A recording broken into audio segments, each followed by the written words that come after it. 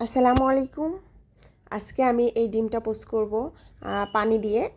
তো তেল ছাড়া পানি দিয়ে কিভাবে ডিম পোস্ট করা যায় সেটা আপনাদের সাথে শেয়ার করছি। আর এখন আমি এখানে পানি নিয়েছি হাঁড়িতে সামান্য, সামান্য বলতে অল্প একটু পানি নিয়েছি, খুব বেশি না। আর তার মধ্যে লবণ মিশিয়ে দিয়েছি, দিয়ে পানিটা গুলিয়ে নিচ্ছি। পানিটা একটু গরম করে নিয়েছি।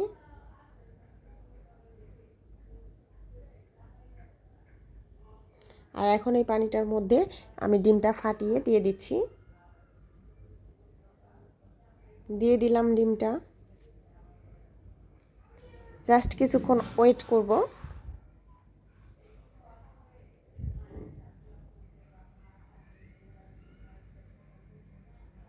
ডিমটা প্রায় হয়ে আসছে, অলরেডি ডিম পোচ হয়ে গিয়েছে। এখন ডিমটা আমি উঠিয়ে নিচ্ছি। আর এই দেখুন আমার তেল ছাড়া পানি দিয়ে ডিম পোচ। যাদের তেল খেতে সমস্যা তারা কিন্তু এইভাবেই ডিম পোচ করে খাবেন, খুব সহজে। তেল ছাড়া পানি দিয়ে ডিম পোচ করে নেবেন। আর এখন আমি ডিমটা কেটে দেখাচ্ছি, দেখুন এই অবস্থা। নরস তোমাকে বাঁচাতে কেন বলবে বাবা? আমার ছেলেটা চলে আসছিল। তো যাই হোক, এই ছিল আজকের পানি দিয়ে ডিম পোস্ট, তেল ছাড়া পানি দিয়ে ডিম পোস্ট। সবাই ভালো থাকবেন, সুস্থ থাকবেন। আল্লাহ হাফিজ, আসসালামু আলাইকুম।